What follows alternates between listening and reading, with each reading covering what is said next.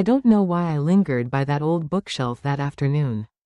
The late-day sun streamed in at an angle, brushing a soft golden hue across the worn spines of books faded by time. I was about to toss a few old magazines when my hand froze. Tucked between two dusty travel memoirs was a thin, slightly crumpled envelope, sealed with dark brown tape. No return address, but I knew that handwriting instantly, graceful, slightly tilted, unmistakably Eleanor's. It had been years since we'd seen each other. After her husband Arthur passed, Elenor slowly disappeared from our gatherings, from our calls. I knew she needed space. What I never imagined was that I'd find her voice again like this, on a quiet afternoon. Buried among forgotten books, in an unsent letter, written by hand. I lowered myself to the floor, leaning back against the shelf, and opened the letter with a trace of hesitation. Her handwriting was still beautiful, but something about it had changed. There was a trembling urgency. She hadn't told me about this when it happened. She hadn't asked for help. She hadn't blamed anyone. She had simply written as though this was the only thing keeping her from breaking apart. And so I read, line by line, page by page. This wasn't a typical story. It was a testimony of silence, of erasure, of reclaiming a life. It wasn't just Eleanor's story. It was the story of so many women who had once been pushed to the edges of their own lives. And I knew I had to share it, in her voice. Because sometimes, in the quietest whispers, the fiercest flames still burn. Headphone, you're listening to a letter that was never meant to be sent. If something in this story stirs your heart, click subscribe. More forgotten voices are waiting to be heard. Real stories, told with real voices, right here, with you. The first thing I noticed wasn't the sight of my life packed into plastic bins on the front porch. She began, no preamble, no warning. Her words poured out like they'd been held in for years, like she was sitting across from me once again. On a breezy afternoon at Port Blossom Harbor. Finally telling the story she'd buried far too long. Chloe had promised to water the hydrangeas. But as I stepped out of the taxi and onto the cobblestone path, a deep, uneasy feeling settled in my bones. The warm amber glow of the porch light was off. The Grand Bay windows were dark, lifeless, like hollow eyes. And then I saw the wreckage. My suitcase, its weathered leather etched with a lifetime of travel, sat neatly beside a stack of lidded plastic bins. On top was the quilt I'd hand-stitched the year Julian was born. The edges were frayed with age and countless bedtime stories. My reading lamp. 2 framed photographs. One of Arthur, his smile frozen in timeless youth. Another of the 3 of us on Julian's first day of preschool. And next to them, the envelope. A white flag of surrender. I never agreed to wave that flag. No room for Mom anymore. That was the message I imagined Julian had written, but even that would have been a courtesy. Instead, he didn't even deliver the news himself. He let her do it. The woman now sleeping in my bed. I stood there for a long while, the chill soaking through my shoes. I didn't cry. The shock was too crystalline, too precise, for tears. I didn't knock. I still legally owned that house. There was nothing left to say. I gently picked up my suitcase, placed the intact photo of Arthur inside, tucked the quilt under my arm, and walked away without looking back. My footsteps were swallowed by the mist. No curtain moved. No one watched me go. And the silence? It was louder than any argument ever could be. At the corner, where the old gas lights were just beginning to flicker, I stopped. I turned around, just once. The house stood like a shadow against the bruised purple sky. And then I kept walking. That first night, I found shelter on a weathered bench overlooking the gray, rippling water of the harbor, just a few blocks from the house. It wasn't comfortable, but I wasn't ready to call anyone. I didn't want pity. Not yet. I needed silence. Not the cold, weaponized silence of a locked door, but the gentle, humble kind of quiet that lives in the air just before dawn. Pierced only by the distant cries of gulls. Candle, if you're still with me, listening, leave a comment or a simple like. Sometimes, the smallest sign is all someone needs to know they're not alone. That harbor had always been my refuge. Years ago, before Chloe, before Julian finished the bench with me, I had sat there often. I taught him how to skip stones, how to trace the constellations, Now, I sat in the same place, older, stiffer, trying to piece together a map from the wreckage. As the sun began cutting through the morning mist, I walked to a nearby cafe. I had no destination. I just needed to move. By mid-morning, I found myself strolling past a new row of luxury townhomes overlooking the marina. Julian and Chloe had once spoken about them, bright-eyed, brimming with ambition. And through the sheer, floor-to-ceiling curtains of a corner unit, I saw them. Julian stood near a glass dining table. Chloe sat across from him, flipping through a glossy brochure. Their heads tilted together, faces tense with a mix of excitement and focus. Chloe laughed, a sharp, glinting sound that didn't touch her eyes. She held the brochure up. It was for a high-end kitchen renovation, quartz countertops, stainless steel appliances. She pointed with a carefully manicured finger, her enthusiasm almost aggressive. Julian looked away. He held a coffee mug but didn't drink. His gaze drifted toward the window. And for a breathless second, I thought he saw me. But no. His eyes were vacant, unfocused. Chloe said something else. Julian nodded slowly, his shoulders sagging in a way I hadn't seen since he was a teenager trying to avoid a difficult conversation. And that was the moment something inside me shifted. The chill of the previous day began to melt, replaced by a low burning heat. All the small misalignments of the past few months clicked into place. When Chloe insisted on managing the household accounts, when she quietly took control of passwords and paperwork, when Julian deflected every long-term conversation about the house, the strange, official-looking letters that began arriving in my mailbox, the tiny hesitations in his voice, the flicker of guilt I mistook for stress. I hadn't missed the signs.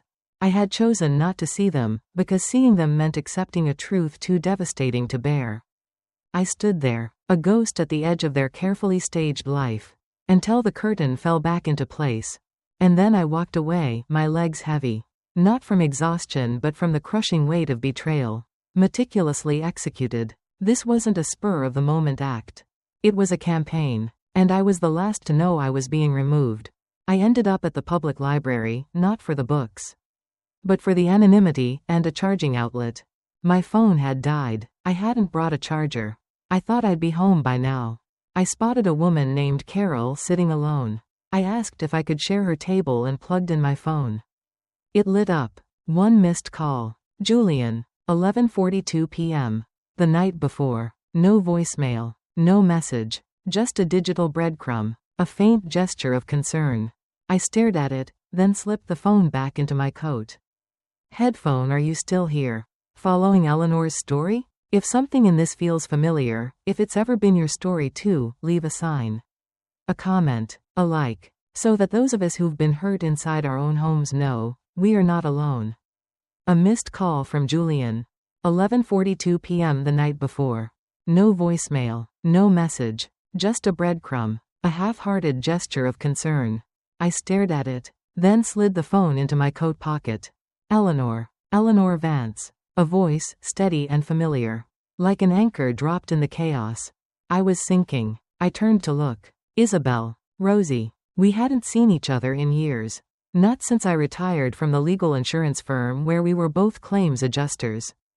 Isabel was the sharp, practical sort. The kind of woman who always read the fine print of life and never missed a single line. We embraced. She asked me what brought me to the library on a weekday. I answered vaguely. But Isabel read my face the way she used to read breach of contract clauses. And knew there were holes in the story. She led me to a quiet sitting nook. After a few minutes of catching up, she leaned in close. She'd met Chloe, just last week, at a local business mixer. Chloe had spoken excitedly, almost proudly, about plans for the family home. Hinting at an upcoming real estate development, an investment opportunity. Isabel had assumed I was downsizing. I didn't answer. I let the silence speak for me. Something's wrong, isn't it? She asked. Her voice low. I nodded, slowly. She asked if I had clear title to the house. I said I believed so. Arthur and I had set it up that way. She told me to double-check. She'd just advised a client where the son-in-law, acting with power of attorney, quietly transferred assets. Moved the mother-in-law into a low-cost care facility. and sold her house, all in under a month.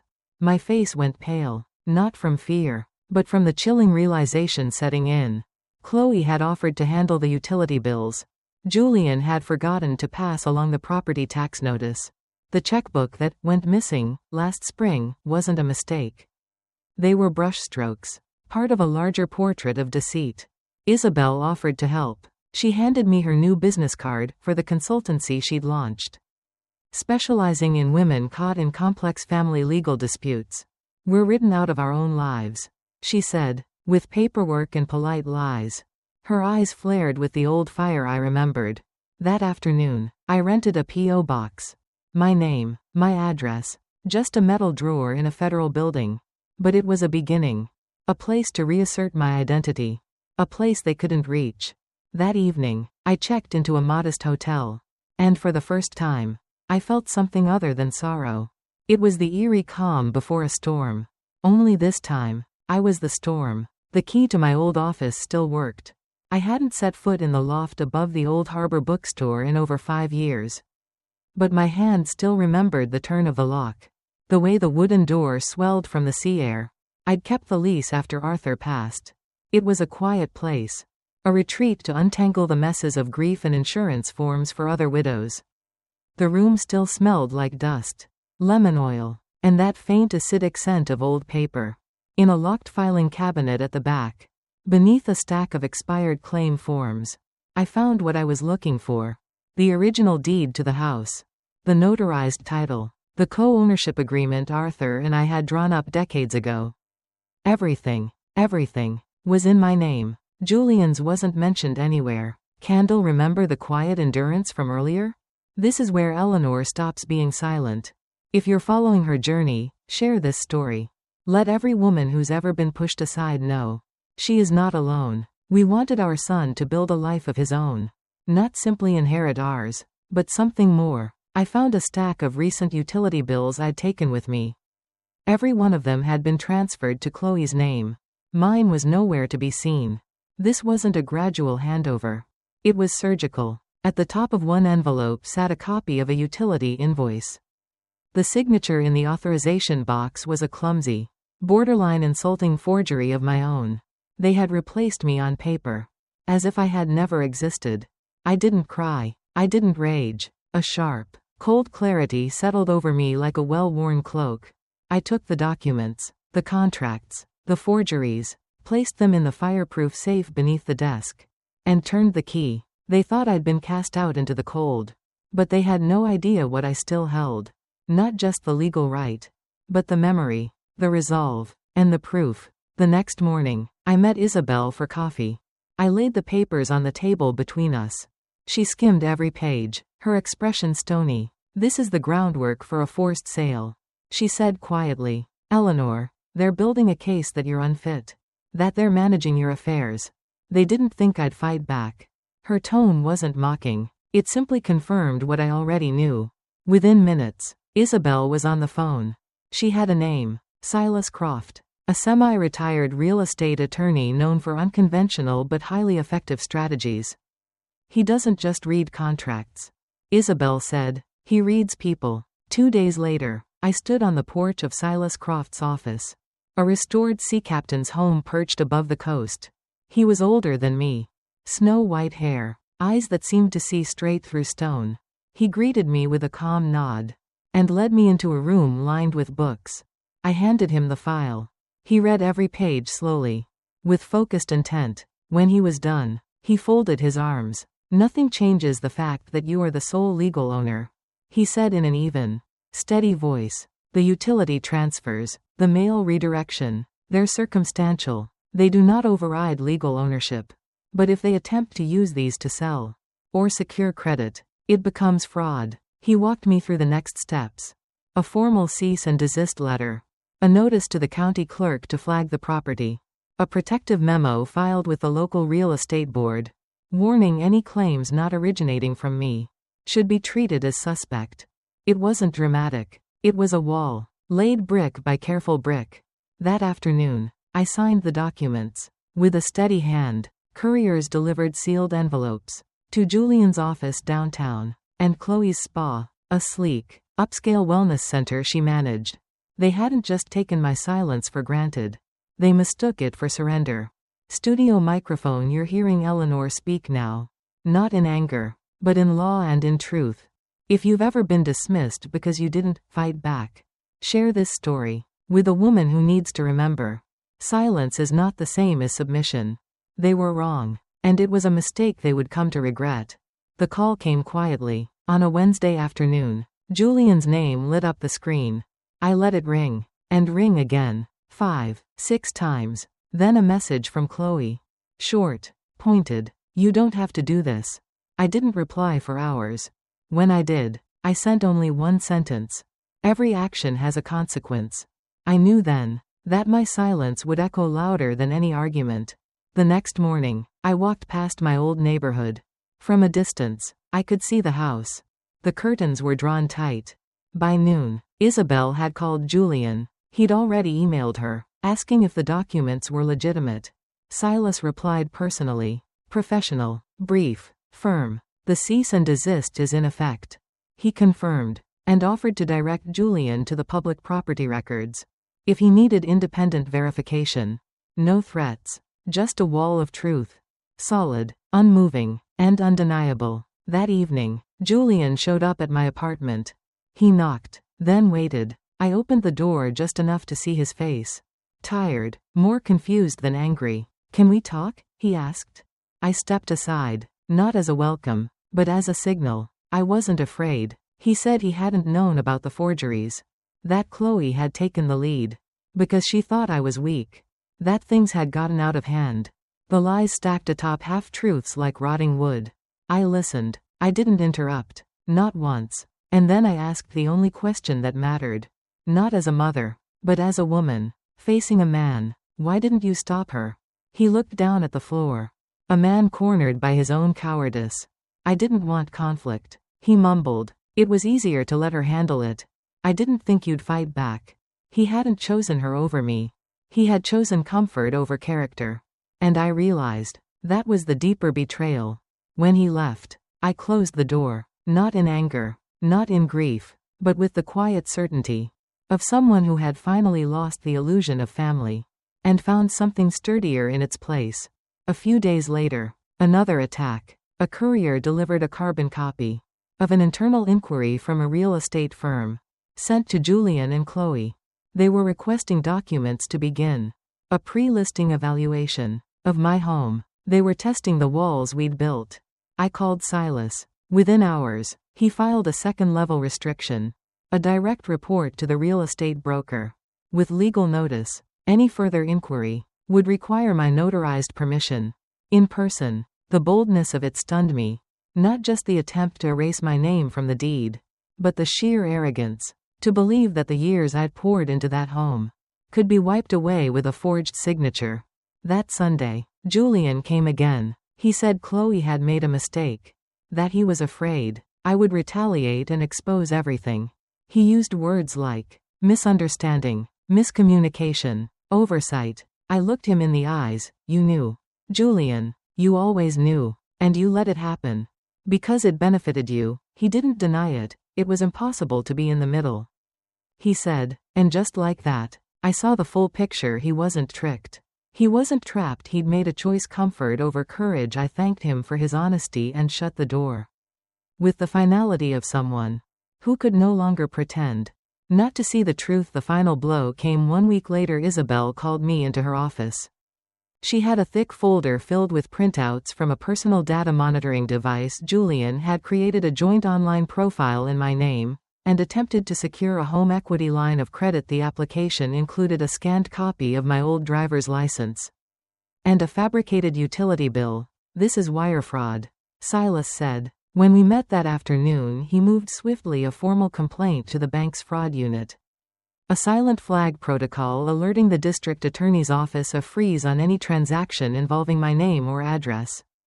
You're hearing Elenor now. Not silenced, not erased, but reclaiming her name. If you've ever been gaslit into doubting your own place in your own home, share this story. Let someone know they're not invisible. The silent freeze. The invitation came as a message from Julian. We'll have a family discussion this Saturday to clear the air. I forwarded it to Silas. He replied within minutes, "I'll come with you." The living room had been staged for peace. Pillows fluffed, candles lit, a cheese platter untouched on the coffee table. Chloe opened with a soft tone. "We know there's been some tension. But this is still your home." Silas calmly placed a bound folder on the table. Then, in a voice steady and resolute, he said, "This property is solely owned by my client, Elenor Vance. Any statements to the contrary have been formally contested. We are also aware of forged documents sent to multiple financial institutions. These records have been reported. Further action is pending." Brendan's face drained of color. Chloe blinked rapidly. Her mask of politeness cracked. "I stood. You tried to erase me from my own life," I said quietly. "You thought I wouldn't notice, and then I turned and walked out the door." Silas paused in the doorway. "If you interfere again," he said, "legal proceedings will commence immediately." The next morning, I stepped inside my old home for the last time. They were in the kitchen, silent. "I'm selling the house," I announced. Brendan looked up, lips parted. "But, where will you live?" "That's no longer your concern," I said, not unkind, but firm. I placed a folder on the table. "The listing agreement is signed. The proceeds will not belong to you." And then I added, "I've transferred the full value of the home into a trust for women over 60 who've been manipulated, discarded, or silenced by their own families. The trust would provide legal aid, housing, and dignity. Isabel would serve as executive director. Silas would oversee compliance." I didn't wait for a reply. I stepped outside, closed the door gently behind me, and kept walking. The sun was rising. My breath fogged in the crisp air, but I felt warm. I pulled out my phone and pressed send on the press release Silas had prepared. The trust would go public that week. My new apartment was small, but the morning light poured and I started writing again. Started walking. Started healing, and silence no longer felt like abandonment. One afternoon, I felt as if the space was fully mine. I found an old graduation photo I'd never really noticed before. Someone had trimmed the edge. My face, cut cleanly out. I stared at it, not with sadness, but with recognition. I placed the cropped photo in a small wooden box, closed the lid. People think healing is loud, like thunder. But sometimes, it moves like breath, quiet and slow. I never erased them from my memory. I simply chose not to center my life around those who had removed me from theirs. That spring, I planted lavender on the new windowsill. It grew crooked, uneven, but it bloomed, and that was enough. If this story found a quiet place inside you, thank you for listening. Leave a comment if you've ever felt erased by those closest to you. And don't forget to subscribe for more true stories, for those who have hurt and are still learning how to bloom again.